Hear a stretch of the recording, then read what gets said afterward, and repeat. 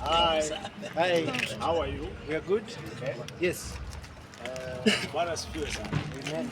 My name is Sim Shehu, one of the directors wa Even and tuna furaha sana na tunashukuru kwa wageni wetu venye wanaendelea kuingia.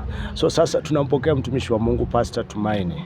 Ameshaingia. Huyu ni mmoja kati ya wale ni waimbaji na ni wachungaji ambao tunaheshimu hapa kwenye nchi na East Africa na dunia yote. Sasa leo amehudhuria Kutawaka Moto. Moto umeanza kuwaka. So atawasalimia kidogo then tutaendelea na safari. Sasa Bwana asifiwe. Nichukue nafasi hii kushukuru Mungu kwamba ametupea muda mzuri huu under the grace of our host, our brother Ezekiel Mutisia, and the directors and the whole team. We really thank God for the opportunity that God has given us, another moment to worship Him. And that's because that's the reason why we were created. So tumekuja hapa kuungana na wababa na wamama, vijana, Gen Zs, millennials and wale wengine wote, sija tujui tuko kategori gani, tuko tu katikati yao somewhere. So we really thank God. I want just to ask those who are sitting at home, please come on as about to access Upper Valley Road.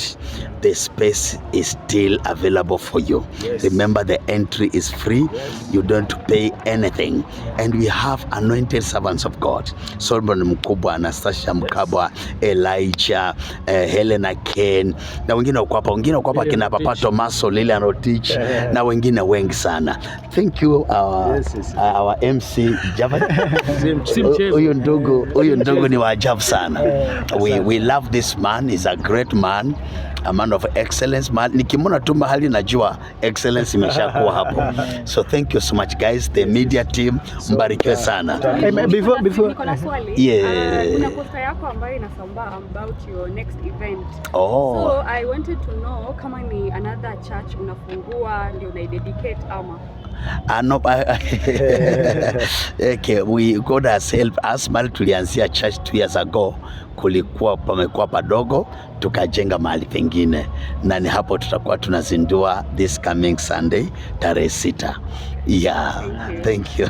Jamani, kuanzia saa 8, kuanzia saa 8 barabara zote ni choka. Choka.